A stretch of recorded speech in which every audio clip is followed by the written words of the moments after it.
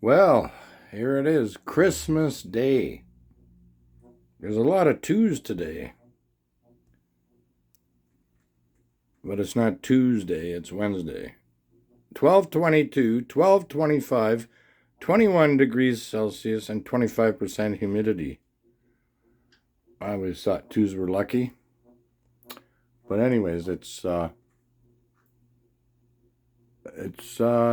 Christmas Day. Merry Christmas, Phoenix. His birthday, Hatch Day, was a week ago. He's one, which is two in human years. And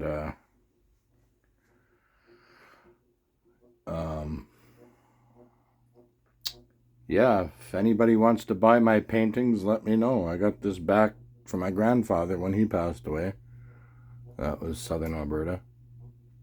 I did that one, my first oil painting in French Polynesia, the island of Raiatea. I didn't do that one. It's from C. Peter. Yeah, I saw Peter the other day. He lives around here. I invited him over for Christmas dinner, but he has other plans with his coworker, and Layla and RJ are staying in Harrison Hot Springs. I thought they might be over here today. That would have been fun. Playing a few games, Boggle or any kind of word game. So I'm just about to do Word Seek. And this is Mom's laptop she gave me 10 years ago. And I'm playing solitaire. Yeah, the Bugs Bunny Roadrunner Comedy Hour. I remember that. See, I got a good long-term memory. I just don't have a good short-term memory. Speedy Gonzalez. I'm not a chicken hawk. And Granny. Tweety Bird. Hey, Phoenix. Hey, you. He's got his Tweety Bird up there with the Pink Panther. Yeah. Phoenix, you're now talking. You're now saying, hey, you. And then,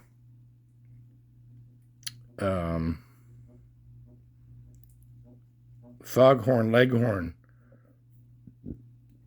He used to go, I say. Duck Dodgers. Daffy Duck. Roadrunner. Coyote. Tasmanian Devil.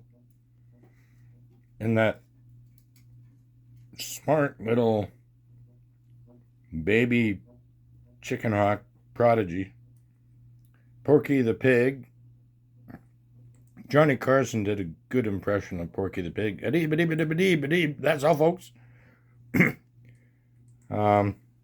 Pepe Le Pew. Yeah, I'm not skunked yet. And then Elmer Fudd. I'm going to catch a Wasco Wee Wabbit, and a Wasco Wee Wabbit I'm going to get. And Sylvester was funny, and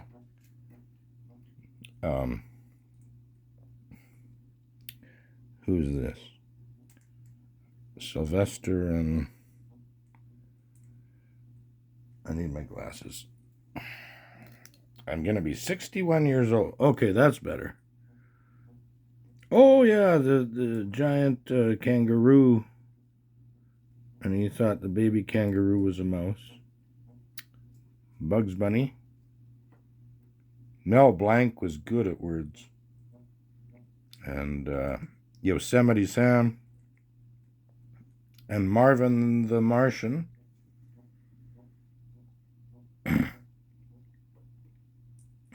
Yosemite Sam wanted. Right.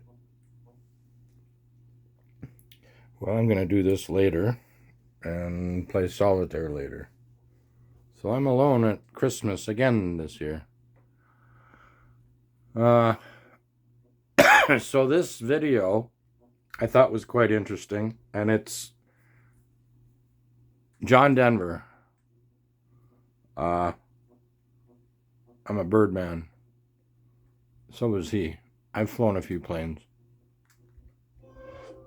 This morning, word that singer John Denver has died. Denver was killed when an experimental plane he was flying crashed in California's Monterey Bay.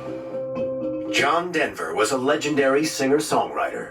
His talent for writing and performing hit singles made him a global superstar.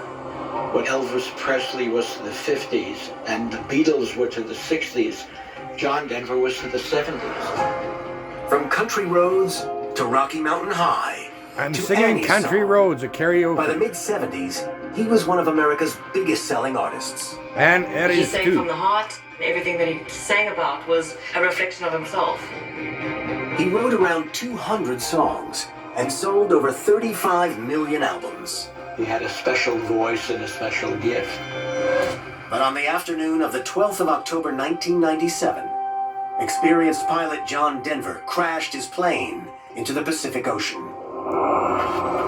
Investigators still are putting together the pieces of a mystery.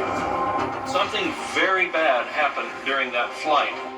But John's unexplained crash fueled rumor and speculation. The best information we have is that he may have hit a pelican. Federal authorities say John Denver was operating without the certificate required to legally fly his plane. But only fragments of John Denver's plane and parts of his body were recovered from the water. Officials say the body was unrecognizable, and they plan to perform an autopsy later this morning. Now, renowned forensic pathologist Dr. Michael Hunter is reopening the case into John Denver's mysterious death. John Denver was an experienced pilot with almost 3,000 hours under his belt. The day that he died, he was flying in near-perfect conditions. So, how did this accomplished pilot dramatically crash into the sea?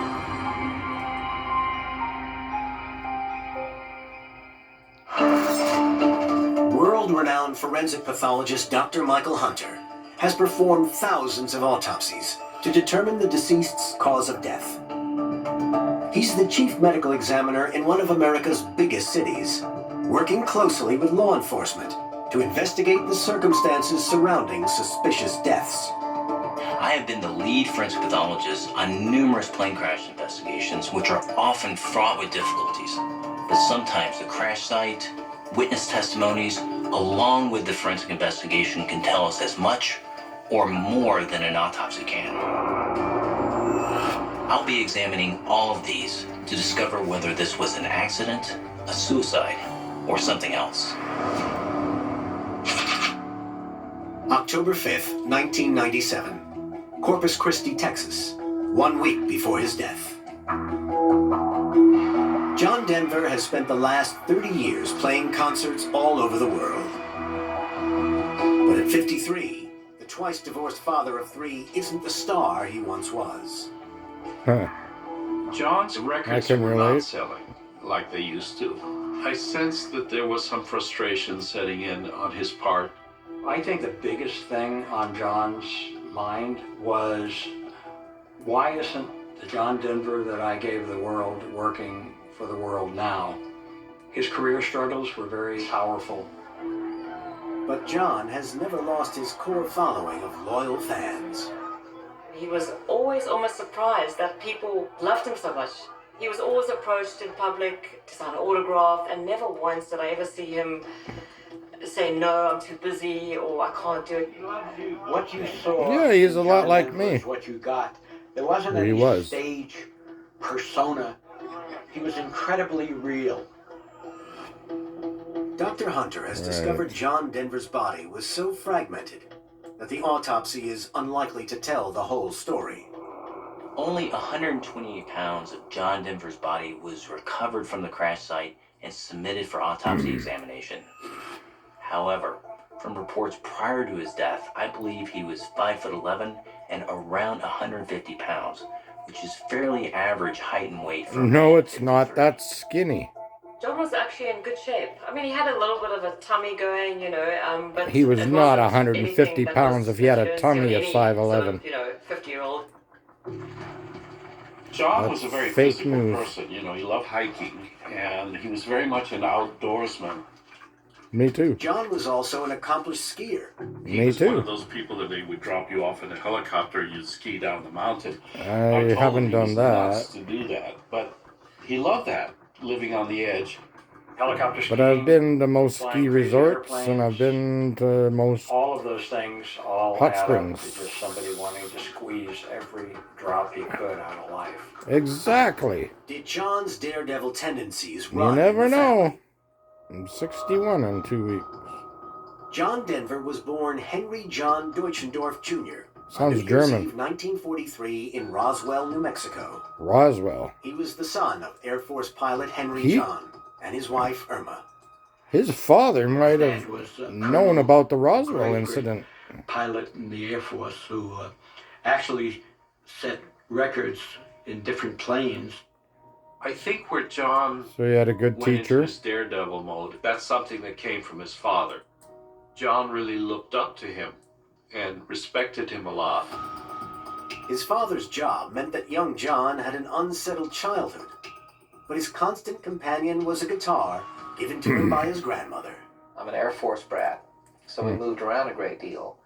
And the thing that helped me to make friends was the fact that I played guitar and sang and could sing some of the songs that people were hearing on the radio.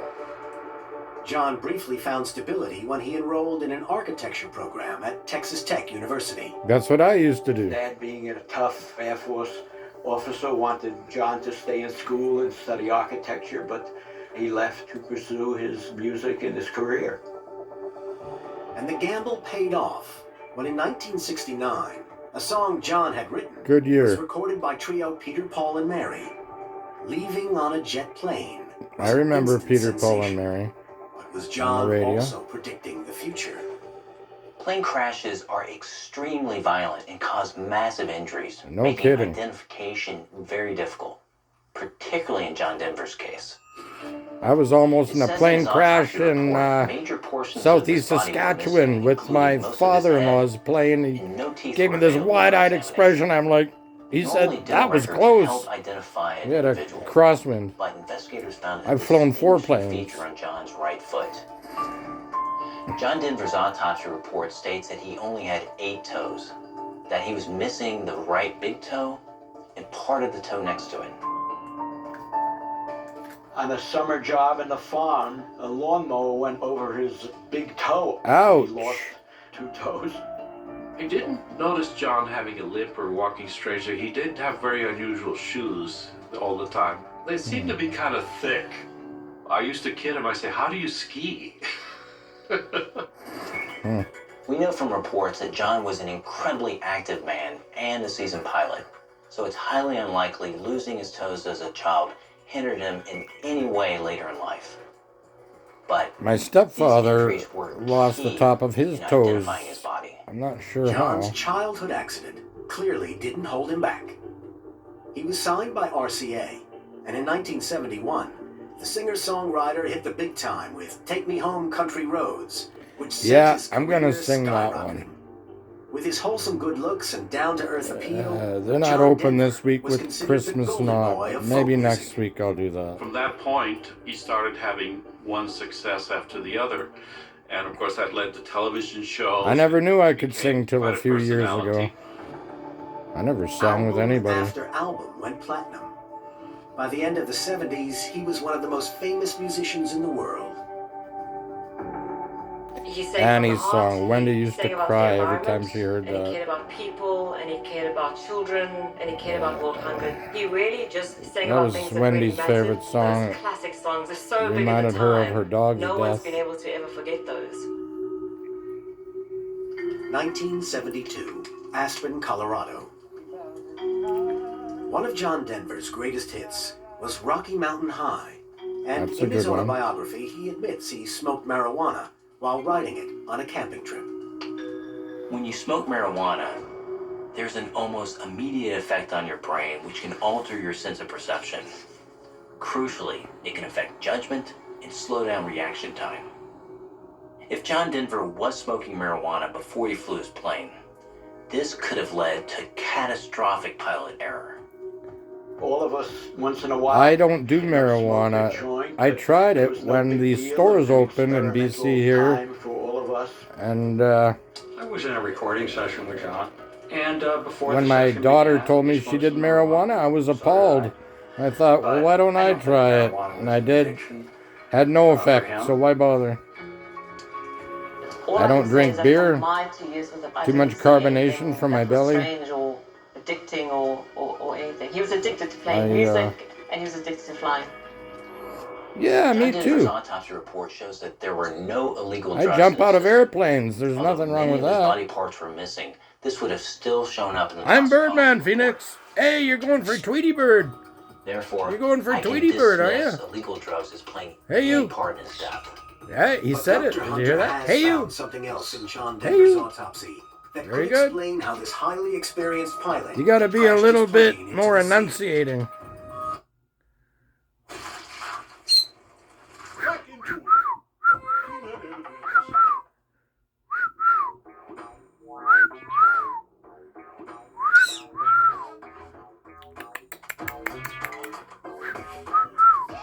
I can whistle again. I just got my teeth fixed. All these ads drive me crazy, but it's free. Are your eyes tired? SLR eyes and lenses are designed to reduce... October 7th, 1997. Spanish Bay Golf Course, Pebble Beach, California. 5 days before his Jillian death. would have been one. Twice divorced, father of 3, John Denver, has I was recently working found love hard. again We had a in the nice form of home 26-year-old Joanne Lefson, a South on the African golf course. professional golfer. We had a nice home The on the couple golf have now been course. together for Nice, almost 2 beautiful years. house. We played some We were golf there and 3 years. he seemed in good spirits, good health. It was pretty much an Calgary, average day. Alberta. I knew it was just such a I privilege took to a be golfing around someone lesson that was so and I took a sincere, flight so lesson. authentic and so special. Well, a few that flight I lessons. just embraced the moment. With my daughters in the back seat. In John Denver's autopsy, ethanol was present in his liver, and this could indicate that he had consumed alcohol before he flew his plane.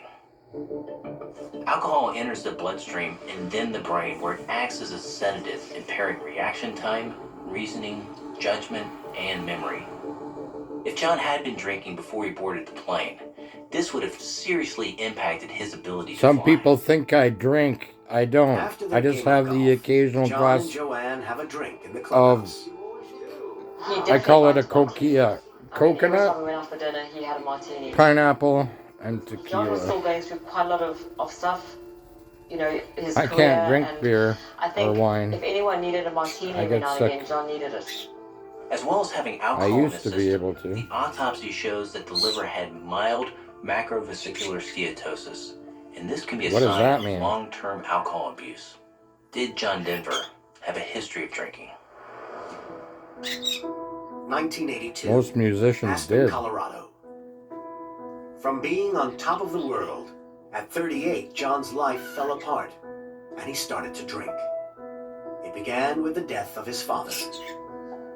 John's dad had died, and of course John was upset. They had gotten to be not just father and son, but they had gotten to be good friends. John kind of idolized him in a way. Hey. And his father even became his Are we pilot good friends? and flew the Yeah, Learjet we're for great him friends, on aren't we? tours. I hope you folks recognize me, Yeah. but I'm not sure you recognize the gentleman on my right. He's my father, Dutch It's a big universe. I couldn't even get him in there. A big world. Harry gave me that. Jennifer bought me that. When Dutch died, it was a big loss. It was a loss of somebody sitting next to him in his private jet. It was a loss of somebody he could talk to and spend time with and travel with. I wish I would have went up on a hot air balloon. That's something I've Just never a few done. months after his father died, John split up with his wife of 15 years, Annie. Annie Denver was Come here. John's first love and really his only love. Hey you. Even after Hey, you. they got divorced, Do, I do, think he do, do, always loved her. Annie was also You the like mother it of there, his don't two ya? adopted children. You got a Zachary perch in the and kitchen Kenneth. and your I think cage it's in very the honest living about room saying, and you I got wasn't the this. perfect father, I wasn't the With perfect 3 husband. bowls of I fruit love and to say that seeds the and consequences are that some things fall other apart, things. and unfortunately it was a marriage to Annie. To top Annie's it off, song. just a few years later, John was unceremoniously dumped by his record label, RCA. Why would they do The that? president came in to RCA and decided to drop John Denver, who was the biggest selling artist they ever had. Why did they do It was that? just stupid. When John was dropped by RCA, it was a very tough period for him. He was very upset about RCA, that's my Told stereo. that John felt pushed One of away. the earliest phonographs. RCA. This catalog of disasters sent John on a downward spiral. There were huge holes created by the loss of his father, the loss of his wife, the loss of his record label. And the end result was that... Well, I don't he was have looking anything for here some degree of anymore. escape. Get over it. Move on. That's when alcohol stepped into his life. John did realize that he had a problem with drinking. It caused him a lot of grief. That was probably his reaction to being rejected in so many different fronts. And more rejection was to follow. This difficult period in his life was about to take a dramatic turn for the worse. This was 85, right? He loved the space program. That was my first He loved job the working lofty on dream computers. of actually going 87. into outer space. No, 85. He wanted to be one of the first civilians to go in the space in the Challenger. And Captain he was Kirk did. supposed to go on that flight, except Wow. that they decided they wanted a school teacher. Wow. I didn't know that.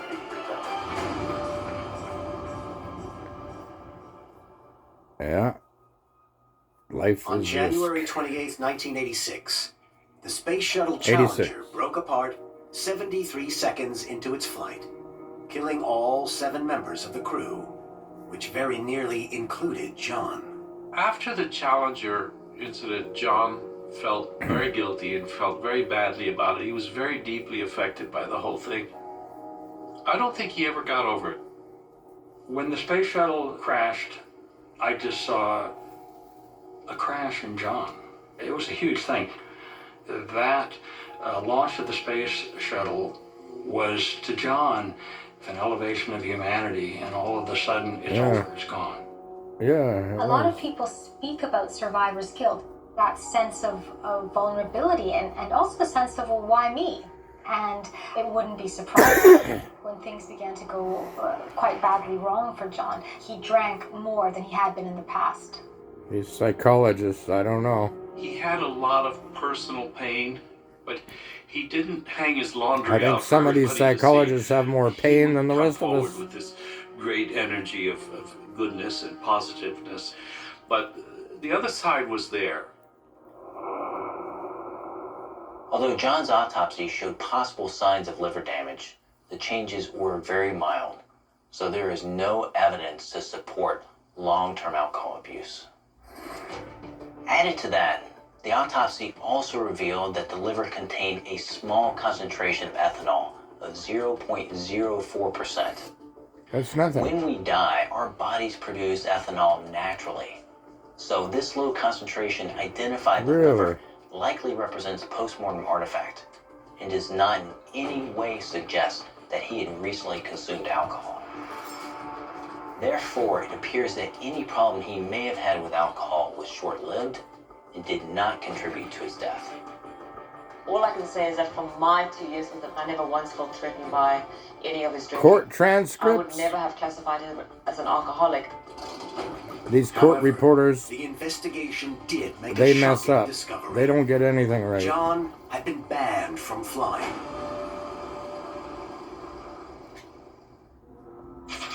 Well, October you shouldn't 8th, have done that. 1997, Los Angeles, 4 days before his death.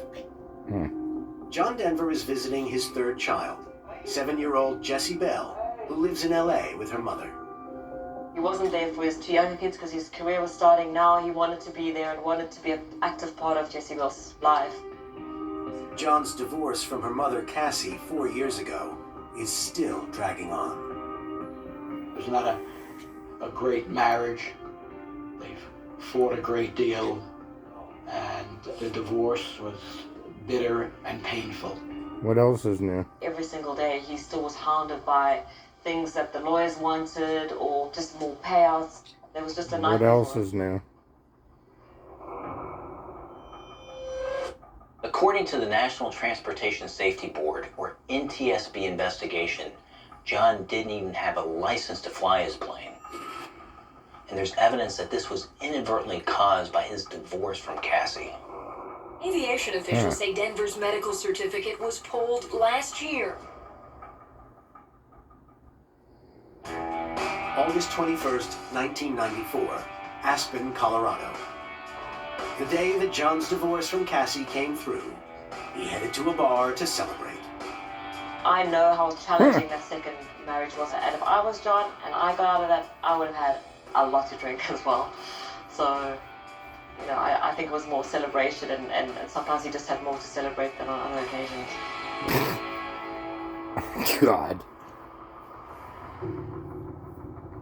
After his night of celebration, John headed home.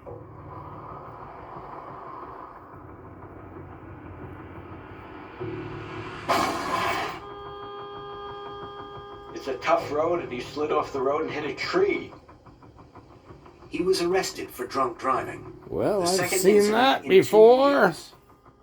He was a little over the Cleaning limit, up the and they made a carnage. big deal out of it because he had the reputation, Sheesh. and rightly so, of a very kind of a wholesome guy, and that's who he was. The autopsy states that he was fingerprinted after the first arrest. And these fingerprints were used to formally identify him, and as a result of 2 drunk driving arrests in 2 years, John's pilot's license was revoked by the Federal Aviation Administration. Well, or I don't FAA. blame them. So drunk driving and flying without a license clearly paints a picture of someone who acted impulsively. Right. But these weren't the only signs of John's rash behavior. 1983, Aspen, Colorado. During John's separation from Annie, he discovered that she had chopped down some of his favorite trees. He tried to choke her. That can't be And verified. attempted to saw their marital bed in half. Well, when things don't work in John's real life like they work in the song, it can make you passionately crazy. You could do something like sawing your bed in half. I mean, why? Because you can't believe that your life is coming apart. I know that they became very emotional about each other, especially when the There's divorce 2 was the sides last to time every it happened. story. His side, I her think it was side, a and the very right difficult side. time for John. John Denver was clearly a man who was impulsive. And in his own autobiography, he regretted his actions. I'm therefore concerned that he may have made rash decisions when he went up in his plane. Decisions that ended in tragedy. So do women.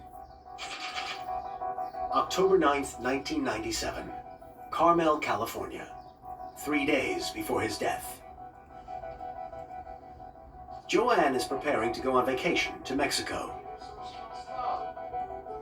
The last time I saw John, he was in good spirits. You know, he was always happy. And he's particularly happy because in a couple of days, he'll be picking up a new plane. John got this experimental plane because he wanted to dodge the traffic going to see his daughter Jessicabelle down in Los Angeles. I mean, no one could have imagined that what was going to happen happened. This is the last time Joanne will see her boyfriend alive.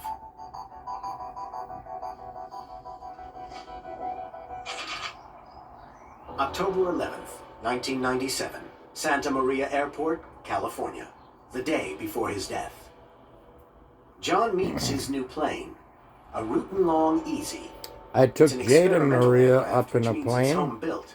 John's had been constructed 10 years ago. She was 9 years Local old. pilot Eric Cobb is helping John prepare for his first flight. Watched me jump John out of was the very airplane excited and about film me flying at a plane. It's a 9. new toy. It's a wonderful toy. And then I did it 3 Meant a more lot to times.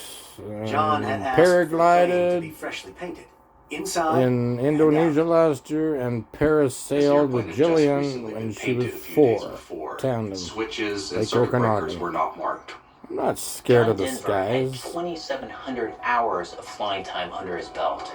He was an extremely accomplished pilot. So why on earth would he fly a plane in which many of the switches and gauges had been painted out? Was this another example of John's impulsive behavior? Painted out. As a seasoned pilot, did he simply feel that he could fly anything under any circumstances? I flew with John a lot, and I always felt safe. It was fun, and never once did I ever think that he didn't know what he was doing. It was amazing flying with him. John was extremely confident in airplanes. We would fly. Stop scratching your head. I do that too. High altitude. Why are you scratching your head? And dive bomb the water. Just yahoo! All right. Wow. He just loved it. John and Eric head off to the plane's new home of Monterey Airport. John's first time flying his new plane. But some of his friends have doubts about John's new toy. It was a Said to him, prototype. John, this plane is not proven. Why are you It flying? was a prototype. Right. It was No, he dangerous. liked living on the edge. He wanted to try it out. And I said, John, just stay away from those planes. Stay away, please. I had a bad feeling about it. I just don't like experimental aircraft.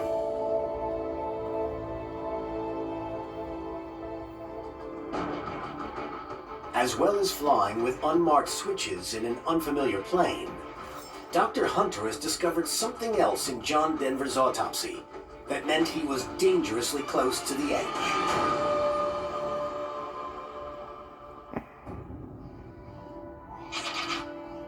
"8 a.m., October 12, 1997. John Denver's house, Carmel, California. Less than 12 hours before his death. I had spoken to John the morning of the crash, and he was going to do two of the things That was he just liked to do before best. Jillian's first Halloween. You know, flying a new plane, and golf was another passion of his. Oh yeah. 10 a.m. That was just Spyglass Hill Golf before Course, we Pebble Beach, California. flew Less than to 10 hours before his death. we flew to Mexico, to John meets up Cancun. with his great A few friend days Bill after Twist, that. along with some fellow golfers. If there's one She was thing so that John cute, loved just more learning than how to singing talk. and flying, it was golfing. November I think it was like 1st, 11 or 12 handicap, but some days he could really be like 1997. bad. That was a good holiday. He was almost like a boy in a candy store, you know, on the golf course. It was just so innocent and so endearing.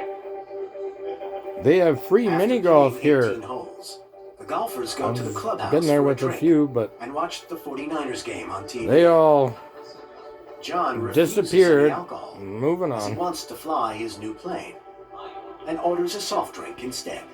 People move too many times. They think the grass is greener on the other side always. It's pathetic. But John will never make it.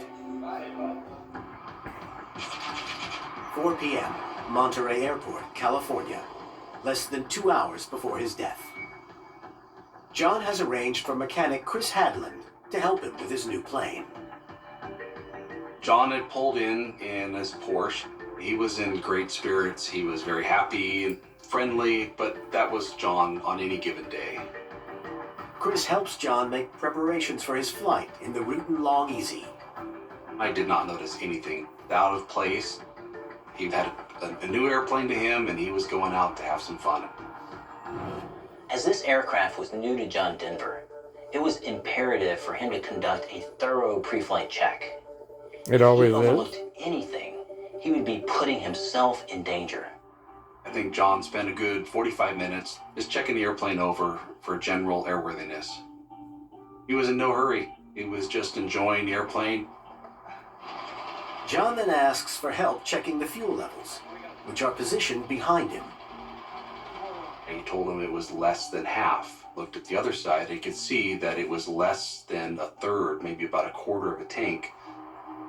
And at the time, one of the line service gentlemen was standing near us, and I told John, I said, we can get the fuel truck over here. We can put fuel in there. You don't even have to get out of the airplane. It'll just take a few minutes. And his reply was, I'll be fine. I'll only be up for about an hour. I remember thinking to myself, that's not a whole lot of fuel, but he was the pilot, so I left it at that. John begins his maiden solo flight in his long easy. He contacted the tower, the ground control. And say direction as requested. My lesson I took in my plane with my kids in the back and another pilot, he didn't touch the controls. I took off with the rudders, full throttle. I flew it, but I was too scared to land it, so I let him land it. Eventually, he heads to the skies.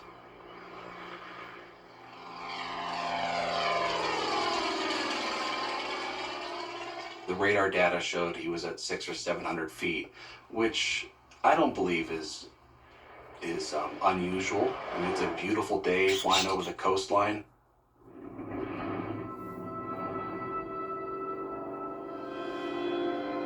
But about 25 minutes into the flight, 100 yards offshore, You can fly! John's plane pulls Phoenix, slightly to the you right, can fly! and The bird that suddenly rises from the ashes! nosedives into the sea.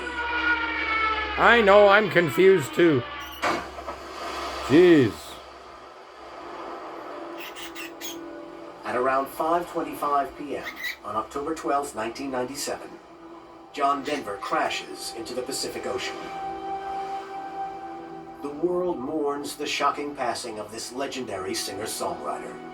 Investigators still are putting together the pieces of a mystery why a light plane piloted by singer John Denver suddenly lost power and plunged into the Pacific off Monterey, killing him instantly. Right away, I knew that it was John Denver. He was flying the only experimental airplane in the vicinity at that time. Search teams recovered wreckage from John Denver's single-engine plane. And then some calls came in from the National Transportation Safety Board. They told me, don't go anywhere, don't talk to anybody, we're coming to see you. And that's when it hit me. And I just sat on the couch, kind of in a daze. When I heard that John had died, I couldn't believe it. I couldn't believe that it was even a plane accident because he was such an experienced pilot. John and I were spiritually connected. We held each other as brothers. And when John died, I lost my best friend. But that's the way life is. I miss you too, Abby. When John died, I cried. It was a big loss. It felt like a little Even though we didn't speak the same language. died too. Google Officials say Translate, the body right? was unrecognizable, and they plan to perform an autopsy later this morning. I've been the lead forensic pathologist on numerous plane crash investigations, examining both the autopsy and the scene. To begin with, his autopsy shows that his body was so fragmented that it was almost impossible to examine. What a We way also to go. know that the toxicology report shows that there were no significant drugs or alcohol in the system, and that investigators were able to identify him through fingerprints and his missing toes. Jeez. Only about half of his heart was recovered, and on its examination, there was no coronary artery atherosclerosis detected. What the? Suggesting to me that it's unlikely he had any kind of cardiac event. Half of his heart was With only pieces recovered. of John Denver's He body might have got available attacked for by a autopsy, shark. Dr. Hunter reviews the evidence from the scene. The first thing I noticed is the discovery of feathers embedded in the aircraft and floating in the water. Did he hit a bird? Currently, the best information we have is that he may have hit a pelican, a large bird. Investigators discovered that these feathers were from some kind of Canadian goose, as these are not It was birds a that are pillow. found in California during I October. bet you it was a pillow. Where did these feathers come from?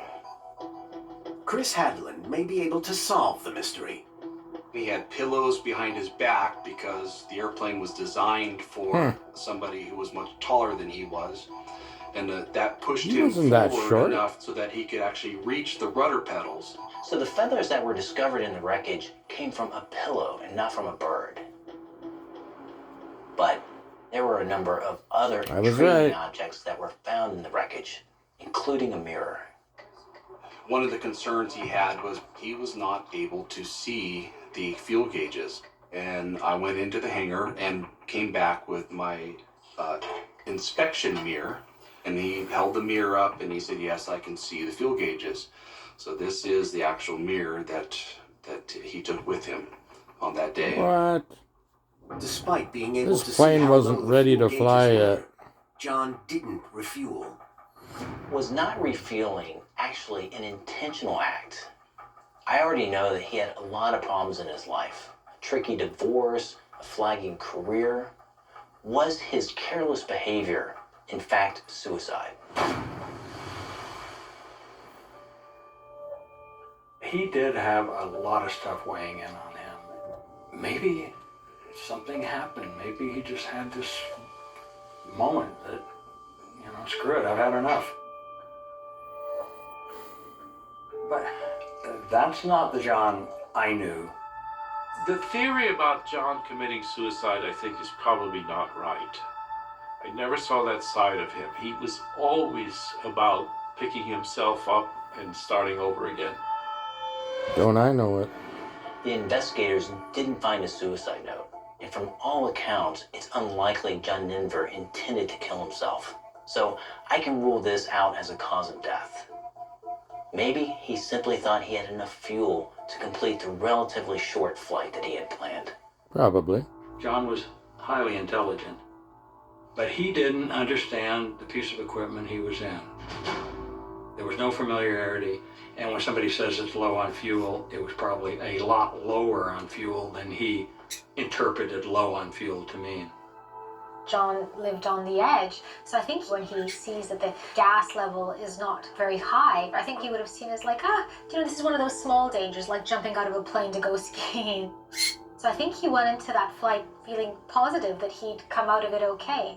That's something I wish I would have done. Jump out of a plane to go skiing. The bugaboos. It's clear from Jeff did it. eyewitnesses I didn't. that he had run out. Witnesses said they heard a pop and saw a puff of smoke before Denver's plane plunged into the ocean. I believe all evidence points to John Denver's plane backfiring. We're not in Denver anymore, Dorothy. When fuel is low, the plane will backfire because there's more air in the system than gas. The bank signals that he urgently needed to switch fuel tanks. It was a race against time before the plane lost power. I'm sure John would have panicked, particularly because he was too low to have any kind of safety net. All right.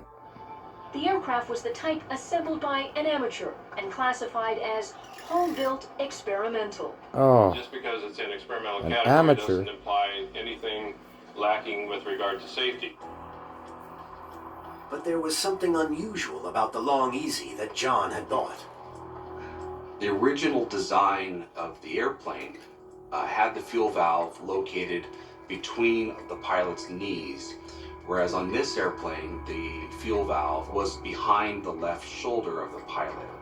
There were 3 positions: left fuel tank, right fuel tank, and a off position. The positions left and right were anybody's guess, because the airplane had just been painted and it was really difficult to turn.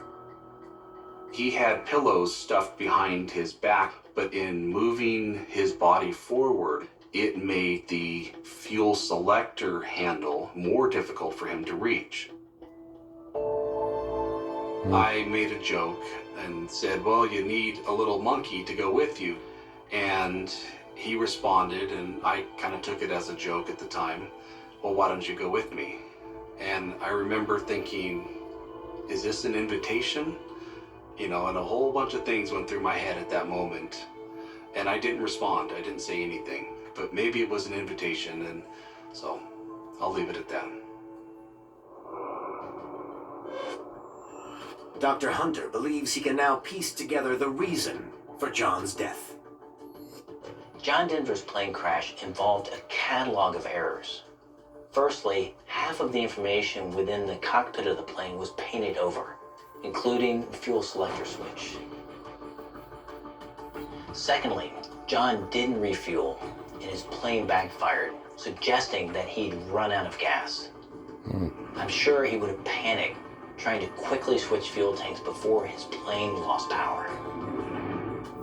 However, crucially, the fuel selector was located behind his left shoulder instead of between his legs. The fuel selector was not only hard to reach, it was very hard to turn. John therefore would have had to loosen his straps, twist his body around to the left, and reach for the fuel selector switch with his right hand. This would have meant that he likely inadvertently pushed his right foot onto the right rudder pedal. This would have turned the plane, but he must have lost power at the same time. Yeah. Jeez, when I took off in High River, that rudder was so sensitive. My He was God. only flying at 600 feet. Scary, but I did it. less. There was no time to recover the plane before it plummeted into the sea.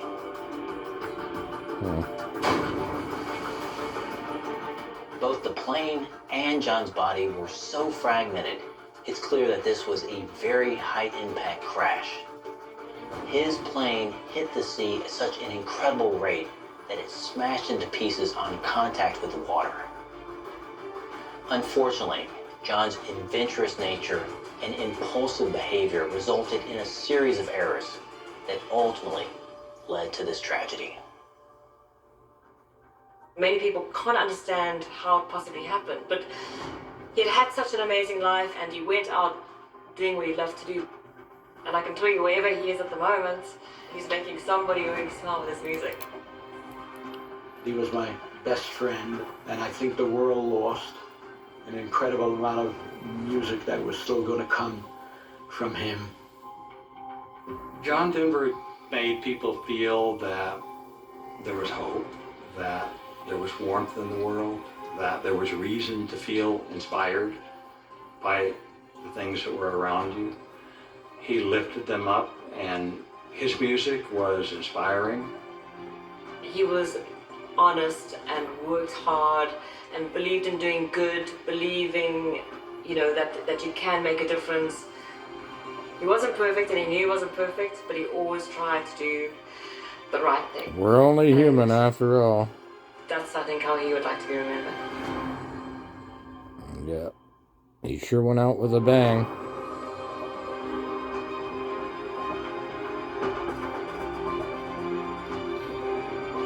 Was he in his 50s? Well, okay. Well, anyways, Christmas Day. I always like to learn things. Now I'm about to do the game of solitaire that Dad liked to do, and word seek with Mom over my shoulders. Maybe she can teach me a few more words. Are you birdman or bird woman?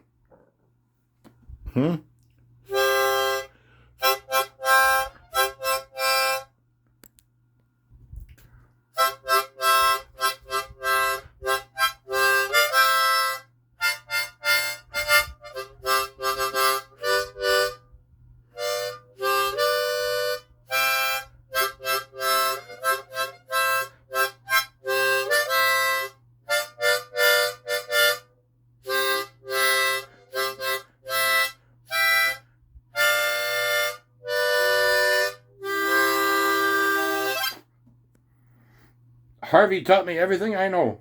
Merry Christmas, all the best for 25. I'm here with my bird. Maybe I'll teach you're funny, Phoenix. War is easy. Comedy, that's hard.